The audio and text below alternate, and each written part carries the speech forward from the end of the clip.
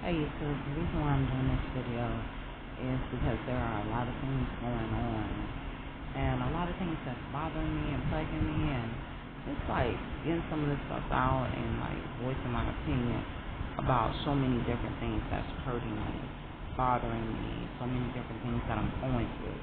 And I do this every once in a while just to talk about like my testimony, my mental status, and get actually been a little bit. With the world now want to show you that you're insignificant. And it's a motive behind that. It's a motive behind them wanting to tear you down and make you feel insignificant or make you feel small and stuff like that. But for those of us who are actually fighters, they don't do that for us.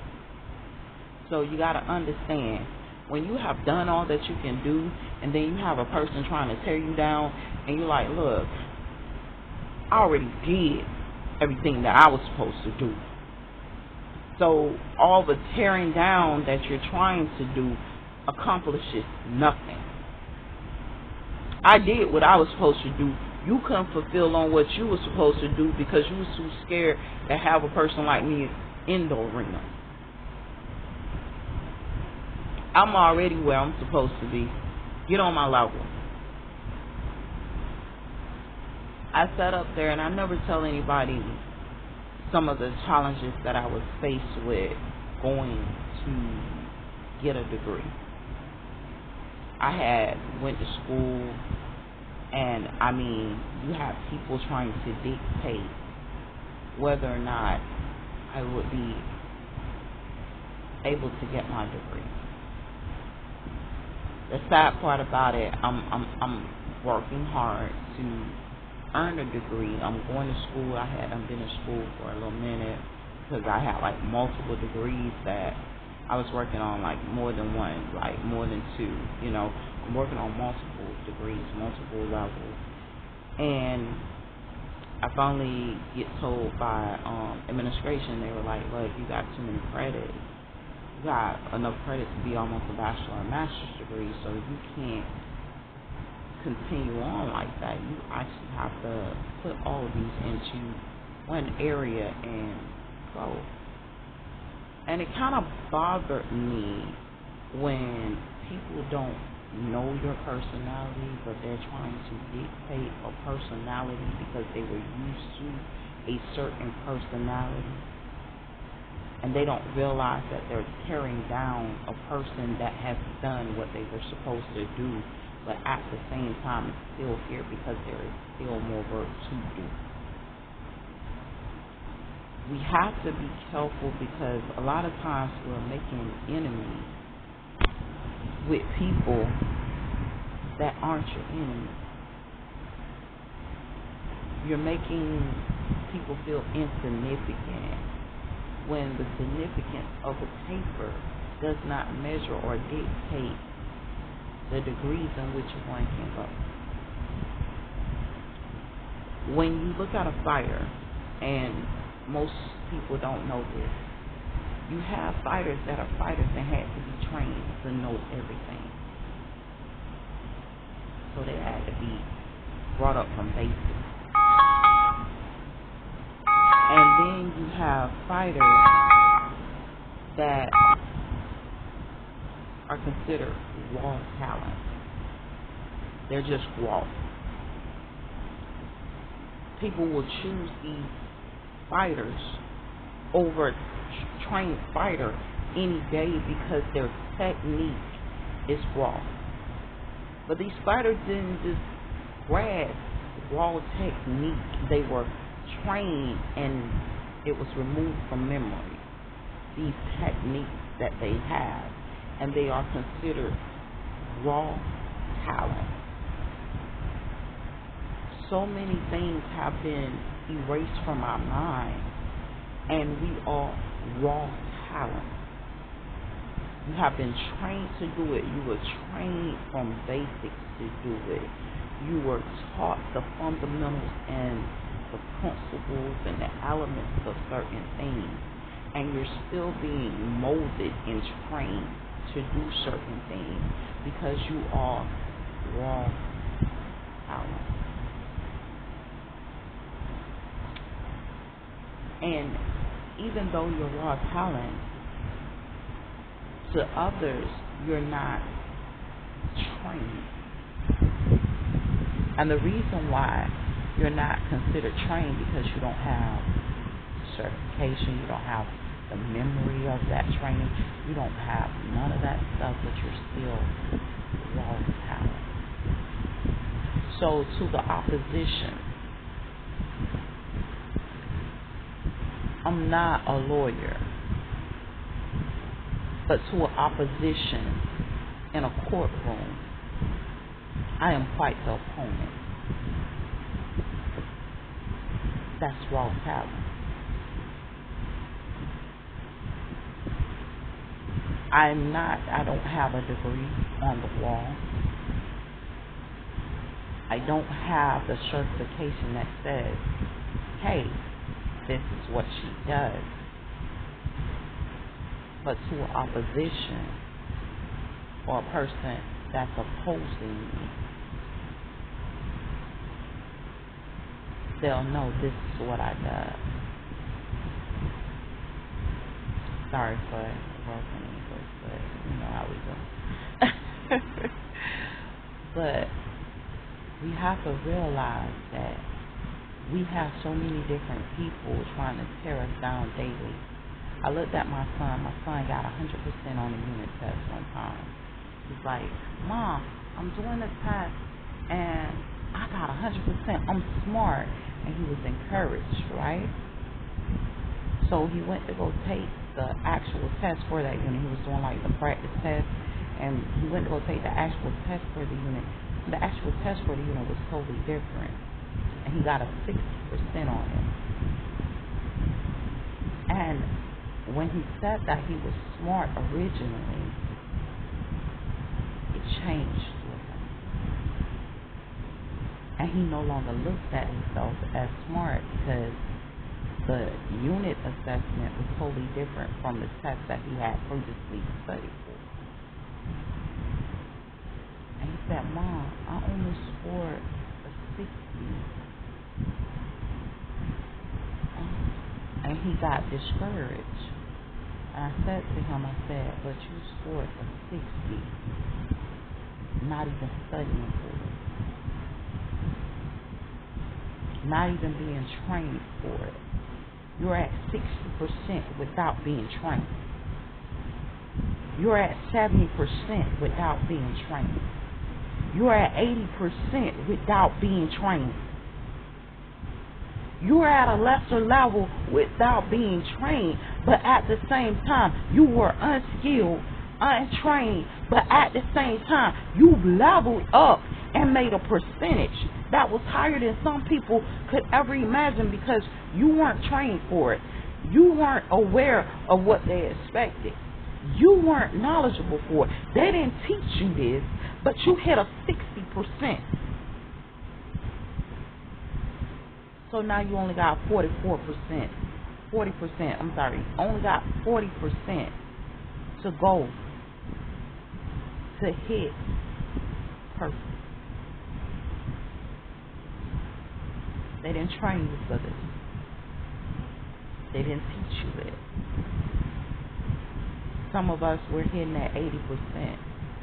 Some of us hitting at 70%. And although to us it's failing because it's not proficiency, we only got a couple more percent to go. That 80% only got 20% to go to be perfect. That 70% only got 30% to go to be perfection.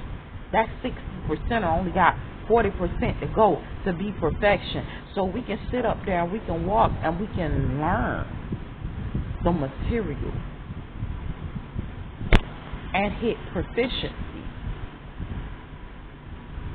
in no time because we already got a percentage on the board. There are people without a percentage on the board. So you got to stop looking at yourself like, okay, well, look, we're stupid, we're inadequate, we're not where we're supposed to be, we can't do this, we can't do that. At your 60% or your 40%, even if you hit 30 and 20%, 10%, 5%, as long as you get a percent on them, If you get 1% on there, look, I'm 1% away from being perfect. I'm 1% away from being greatness. I'm 1%. 1% higher than I was without knowledge. With no knowledge, I'm still scoring on the scoring board. That's raw talent. Because some won't even get 1%. But at least you came down and you tried. You got 1%. Even if you Christmas tree, you got 1%. Now, hone in on the % that you got and make it something. Because you're going to always have your haters. Let your haters be your motivators. We start hearing songs that are played, and these songwriters are talking songs of activists. They're saying what activists used to say to us. They're saying what activists was originally saying to our people, people that really believed in us. And we haven't recognized that it's a motive behind their saying, because we are being torn down by the enemy. The enemy wants to say, hey, well, we gave you those songs. Thank you. Thank you. But I know you didn't. But even if you did, as much as you hate me, thanks for the motivation. As much as you don't want to see me thrive and have, thanks for the motivation. And keep it moving. I don't know if a lot of people know, I sit up here and I hurt a lot. And even though I'm hurting, I'm looking for ways to heal wounds. Some of these wounds are older than one can imagine. They have been dug into and festered and crusted up. They're not sweet. These are sores. Sores similar to a razor. Running over. Gushing out. Without healing. Eventually it sinks.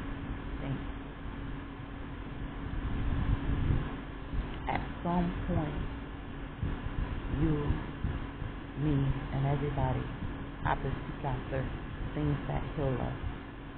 Positivity. Get away from negativity.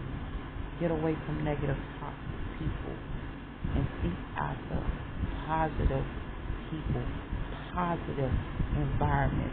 I don't want nobody smiling in my face when you don't like me.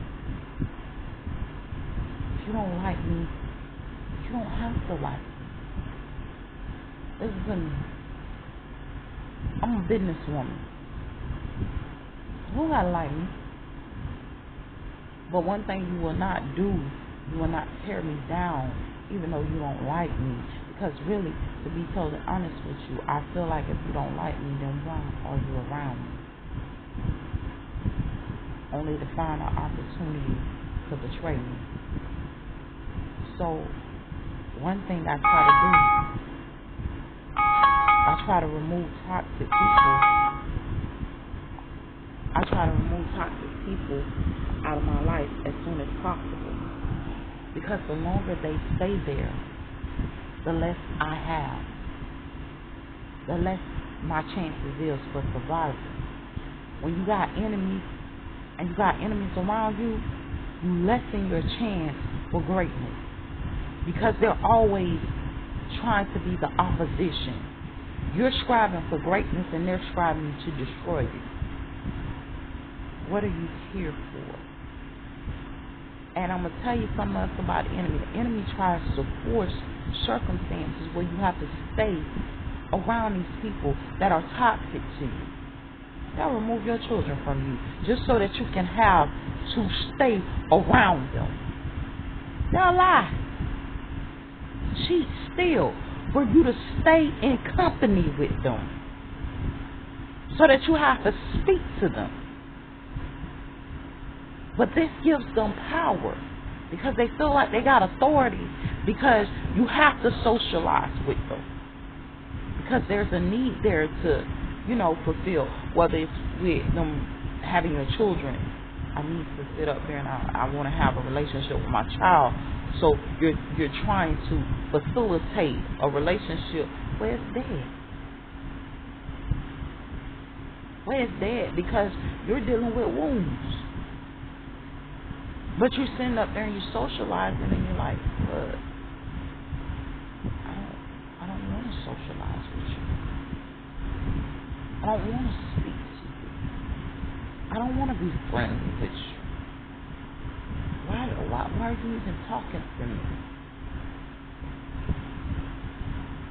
The moment I can get myself out of this situation, there will be no you and me. And that's sometimes the reason why they keep us in the trenches so long, because they want a you and me, and there is no us. There's a me and there is a you. After the betrayal, there is no you to me. It's just me. I have to safeguard me. And the only reason why you're in the company, because if I could do better for myself, you wouldn't be there. And at some point, I'm going to be real with you. If it takes too long, I sit up and I go through suffrage before I stay around you. I go in the trenches before I stay around you.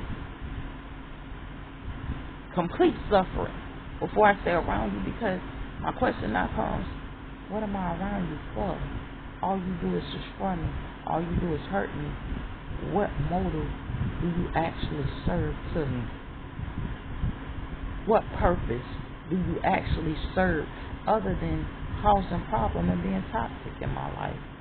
I need to find ways to find people that are for me. But now in today's society, we're forced to deal with people we don't like, and they want us to find a solution. I got a solution. Get the hell out my life.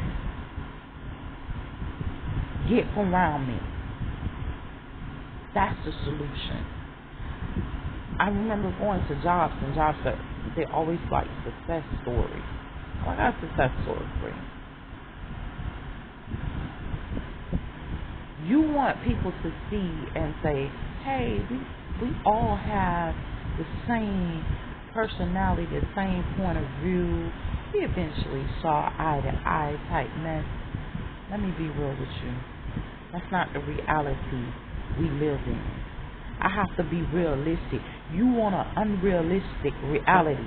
And the truth be told, a lot of times when people oppose you, they really don't have motives for the opposal. They don't have a reason. Explain to me your reasoning for doing what you do. And after you explain it, it still doesn't grasp the concept, because a lot of times people want you to believe that you're the issue. And they are the issue. But they want you to find a solution on how to deal with their issues. And to be totally honest with you, if you haven't found the solution for yourself, it's nothing that I can do as an external to heal you internally. I'm not finna sacrifice myself. I've seen people do this all the time. Oh, I'm trying to work with them and stuff like that. And you over pacify the person. You overdo it because you're trying to heal a broken person, and this person is broken because they refuse to heal themselves. And some things can't be fixed. I can't fix what happened to you. And I'm not going to try to compensate for what happened to you either. Hell, I had bad times.